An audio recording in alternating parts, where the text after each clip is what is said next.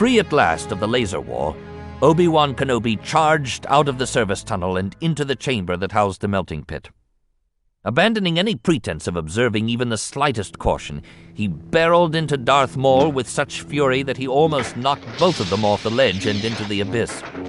He struck at the Sith Lord with his lightsaber as if his own safety meant nothing, lost in a red haze of rage and frustration, consumed by his grief for Qui-Gon and his failure to prevent his friend's fall.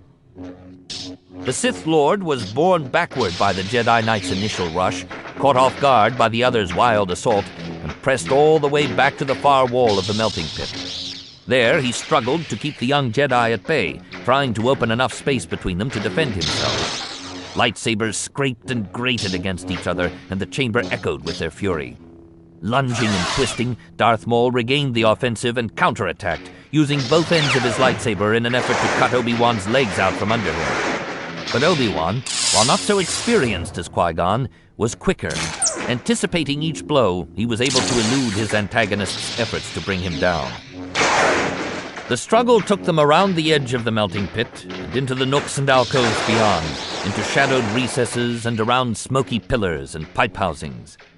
Twice, Obi-Wan went down, losing his footing on the smooth flooring of the melting pit's rim. Once, Darth Maul hammered at him with such determination that he scorched the young Jedi's tunic, shoulder to waist, and it was only by countering with an up-thrust counterstrike to the other's midsection and by rolling quickly away and back to his feet that Obi-Wan was able to escape. They fought their way back toward the laser-riddled service passage, past Qui-Gon's still form, and into a tangle of vent tubes and circuit housings. Steam burst from ruptured pipes, and the air was filled with the acrid smell of scorched wiring. Darth Maul began to use his command of the Force to fling heavy objects at Obi-Wan, trying to throw him off balance, to disable him, to disrupt the flow of his attack. Obi-Wan responded in kind, and the air was filled with deadly missiles. Lightsabers flicked right and left to ward off the objects, and the clash of errant metal careening off stone walls formed an eerie shriek in the gloom. The battle wore on, and for a time it was fought evenly. But Darth Maul was the stronger of the two and was driven by a frenzy that surpassed even the frantic determination that fueled Obi-Wan. Eventually, the Sith Lord began to wear the young Jedi down. Bit by bit, he pressed him back, carrying the attack to him, looking to catch him off guard. Obi-Wan could sense his body weakening, and his fear of what it would mean if he too were to fall began to grow. "Never!" he swore furiously. Qui-Gon's words came back to him. "Don't center on your fears.